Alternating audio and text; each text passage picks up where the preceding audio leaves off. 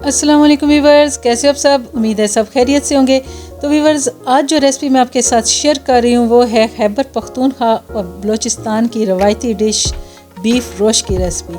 वैसे तो इसे मटन में भी और चिकन में भी बनाया जाता है, लेकिन जो इसका असल मज़ा है, जो जायका है, वो बीफ में ही उभर के आता है। और मैं भी आपके इसके साथ आज ओरिजिनल रेसिपी शेयर करूँगी और बिल्कुल उसी तरीके से और उसी अंदाज़ में बनाना आपको सिखाऊँगी। तो इसके लिए हमने जो बर्तन इस्तेमाल करना है वो भी मिट्टी का करना है, और जो इसमें मसाले हैं बिल्कुल वही होंगे जो पठान लोग अपनी रवायती डिश में इस्तेमाल करते हैं। ये बिल्कुल सादा से अंदाज़ में डिश तैयार होती है जिसमें सिर्फ गोश्त का जायका होता है और बाकी इसमें कोई एक्स्ट्रा मसाले नहीं होते, और इसमें चर्बी का जायका ज़्यादा होता है। चर्बी से जो घी निकलता है उसका और नमक के जायके के साथ इसको एक मुनफरिद सी जायका और शक्ल दी जाती है।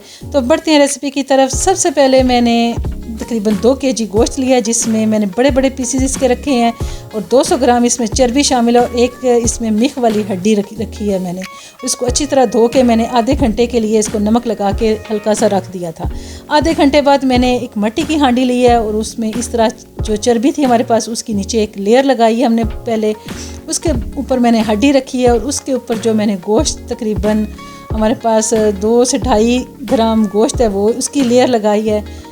और इसके बाद इसका जो सबसे मेन इंग्रेडिएंट्स है नमक, उसका मैंने हल्का सा इसके ऊपर 2 पिंच के तकरीबन कर लें या आधी चाय की चम्मच कर लें, इसके ऊपर मैंने इसका छिड़काव किया है। पहले भी व्यूअर्स मैंने इधर नमक लगाया था, अब दोबारा इस पर मैंने थोड़ा सा नमक छिड़काव किया है, और बाकी गोश्त मैंने इसके ऊपर रख दिया है।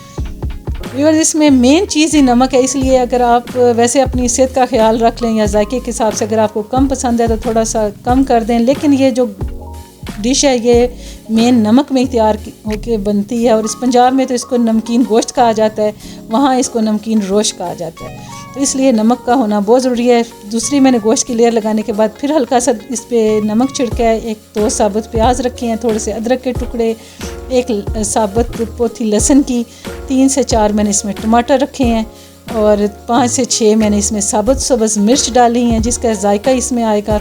आखिर में इन तमाम चीज़ों का सिर्फ जायका आएगा, कोई ग्रेवी में ये चीज़ें शामिल नहीं होंगी, बल्कि ये हैज़ इट साबुत ही रहेंगी।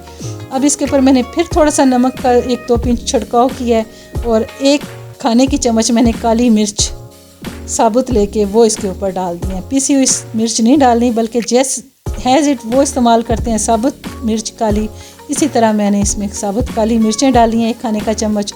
और अपनी जो मिट्टी की हांडी है इस तरह उस पर गुदा हुआ आटा लगा के इसको ढक्कन दे के मैंने इसको अच्छी तरह बंद कर दिया है। इसका मेन मकसद ये है कि इसमें इसकी भाप तैयार हो, और तकरीबन 3 घंटे हमने इसको चूल्हे पे रखना है, बिल्कुल लाइट सी फ्लेम पे रखना है। 3 घंटे इसको हमने देने हैं। इसमें कोई पानी हमने शामिल नहीं किया, बल्कि ये अपने ही पानी में बन के तैयार होगी। 3 घंटे बाद व्यूअर्स इसका रिज़ल्ट मैं आपको बताऊँगी। इसमें अच्छा खासा गोश्त ने अपना पानी छोड़ा होगा, और मज़े की हमारा एक खुशबूदार सा बीफ रोस्ट रेडी होगा।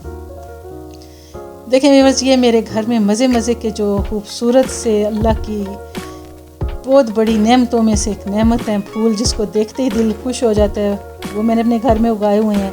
आप भी ने देखें और बताएं कि ये मेरा छोटा सा गार्डन आपको कैसा लगा।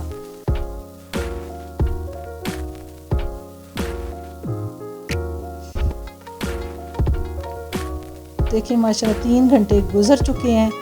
अब हम गोश्त को चेक करते हैं कि वो किस पोजीशन में है। अगर तो वो गल चुका है तो इंशाल्लाह हमारी उम्मीद है कि ये गला होगा, अगर नहीं तो फिर थोड़ा सा टाइम हम इसे मज़ीद देंगे।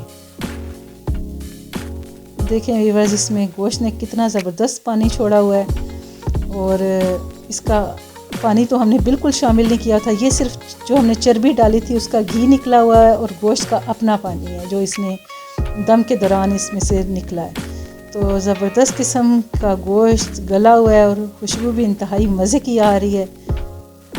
तो बस ये बिल्कुल ओरिजिनल रेसिपी है जो मैं आपके लिए लेके आई हूँ, आपके साथ शेयर कर रही हूँ। इसमें सिर्फ यही 2 मसाले डलते हैं, एक काली मिर्च डलती है साबुत और एक नमक। बाकी ये जो प्याज टमाटर हैं ये तो इसमें बिल्कुल ऐसे ही साबुत रहेंगे। जब हम इसे सर्व करेंगे तब आप इसे बस ऊपर रख दें या निकाल दें, जैसे आपकी मर्ज़ी है। देखिए माशाल्लाह हमारा बीफ रोश तैयार होके इसकी कुछ इस तरह शक्ल। अब हम इसे डिश आउट करेंगे।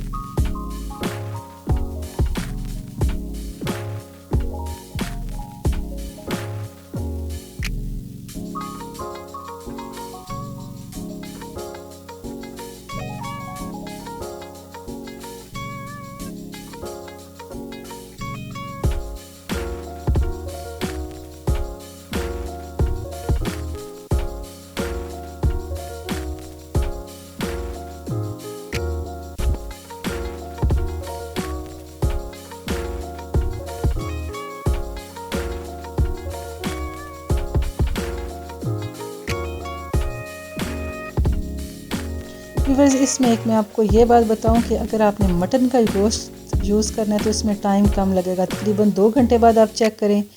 अगर बीफ का गोश्त है तो उसको लाजमन 2.5 से पौने 3 घंटे, या अगर थोड़ा सा आपका जानवर बड़ा है तो 3 घंटे भी लग सकते हैं। और अगर चिकन है तो वो तो तकरीबन आधे घंटे में बिल्कुल गल के रेडी हो जाएगा।